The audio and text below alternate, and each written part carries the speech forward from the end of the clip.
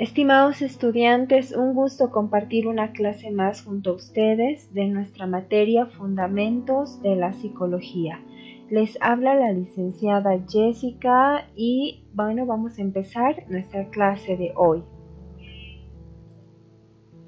Antes quiero presentarles los contenidos que van a ir desarrollándose en esta semana. Por ejemplo, el día de hoy vamos a ver lo que es el estructuralismo y el funcionalismo.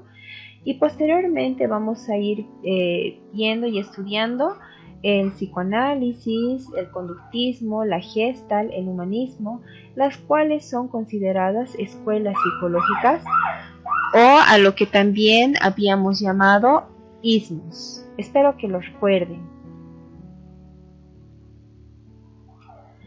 Vamos a hablar un poco sobre lo que es la fundación de la psicología. Ya habíamos hablado de historia, pero no está de más hablar sobre algunos puntos que nos interesan o desarrollarles un poquito más.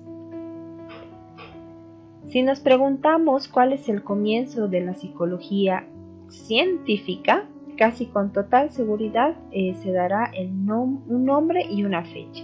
Este es Wilhelm Wundt y la fecha de 1879.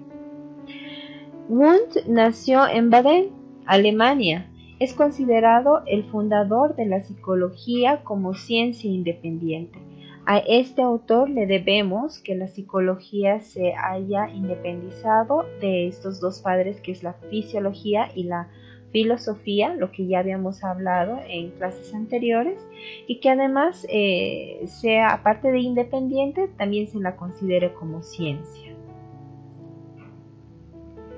La fecha de 1879 corresponde a la fundación del Laboratorio de Psicología en la Universidad de Leipzig, el primer laboratorio formal de la psicología de la historia, y esta ha sido fundada por Wundt.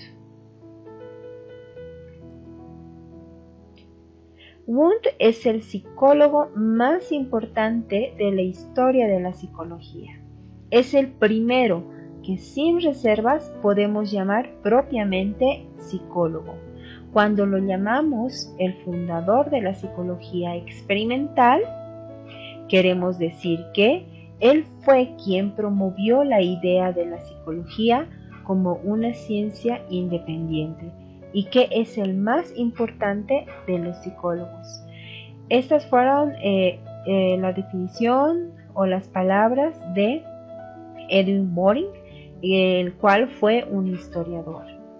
El prestigio que alcanzó el laboratorio de Wundt, al que acudieron muchísimos investigadores de todo el mundo, hizo que de fundador fuera también el formador de muchas promociones de psicólogos experimentales.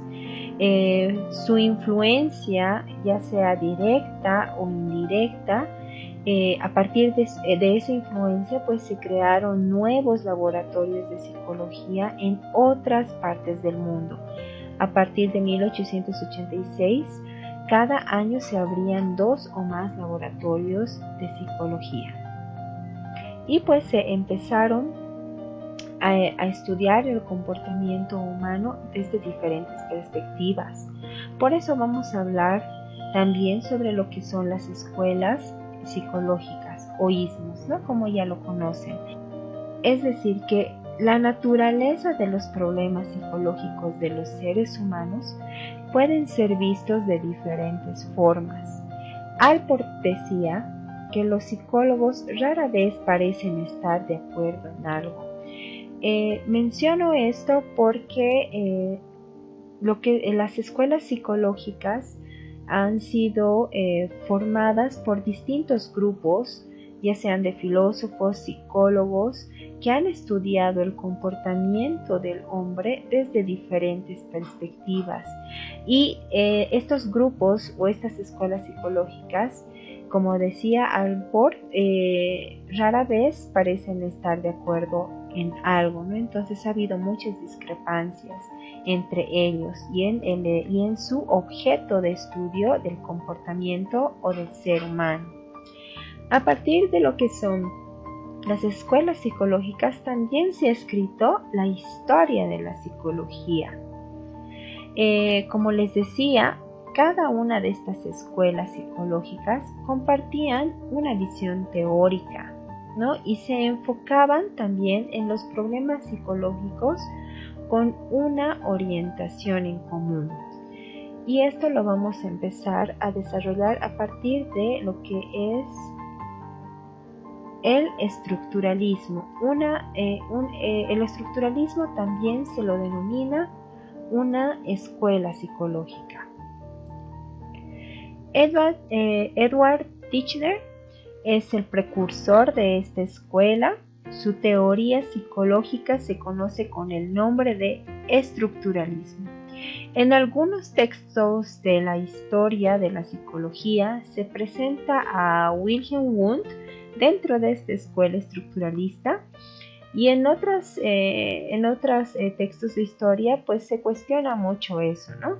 Sin embargo, se le atribuye a Titchener como precursor principal de esta escuela. Titchener dio el nombre de estructuralismo a su sistema, lo cual podemos decir que el estructuralismo comienza con Titchener y acaba también con él. Las críticas a sus propuestas y la aparición también de la escuela conductista hicieron que el estructuralismo como escuela no sobreviviera a su muerte. Es decir, que el estructuralismo surgió con este autor, pero una vez que este autor fallece, pues el estructuralismo ya no era más estudiado, ¿no? Es decir, que muere junto con él. Para Titchener, el objetivo de estudio de la psicología es la experiencia, pero señala a la vez que la experiencia es el objeto de toda ciencia, ¿no? Entonces, de este modo, el objeto de la psicología es la experiencia consciente. La conciencia entendida como el conjunto de los procesos mentales que se dan en un determinado momento en un individuo. El interés de Titchener es aislar los elementos simples de los contenidos de la conciencia. Estos contenidos mentales son de tres tipos. Primero, el de imágenes, el de emociones y el de sensaciones. A partir de su trabajo, Titchener estimó que hay más de 38.000 tipos de sensaciones visuales y 11.000 tipos de sensaciones auditivas. Es decir, que hacía como una descripción de los estados mentales, pero sus teorías tuvieron muchísimas críticas. Titchener, que aún cuando su escuela se diluyó tras su muerte, el énfasis en el método experimental y en el laboratorio como fuente básica de datos relevantes fue incorporado por la mayoría de los psicólogos, siendo este su mayor logro. Ahora vamos a hablar sobre el funcionalismo. Su precursor principal es William James.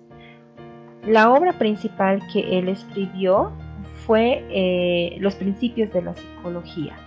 El funcionalismo como escuela psicológica se interesó mucho por saber cuál es el propósito y la función de los procesos.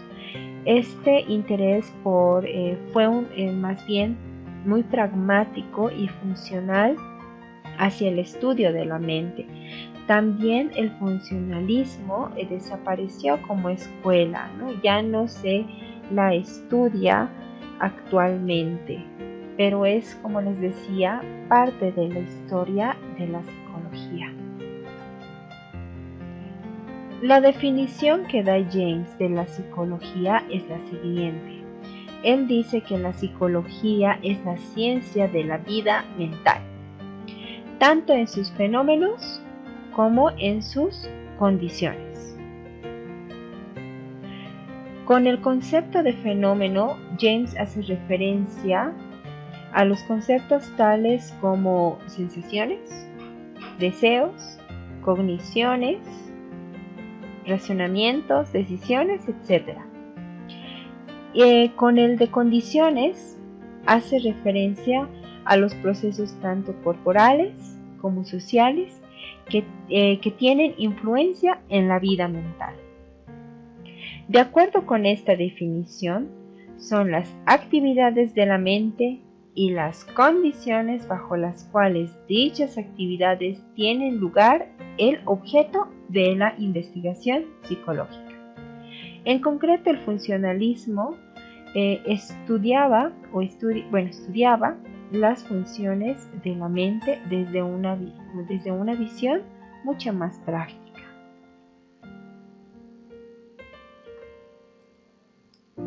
Más allá de sus teorías concretas, fue su modo de concebir la mente, la investigación y los intereses de la psicología lo que abrió el camino a lo que hoy conocemos como funcionalismo.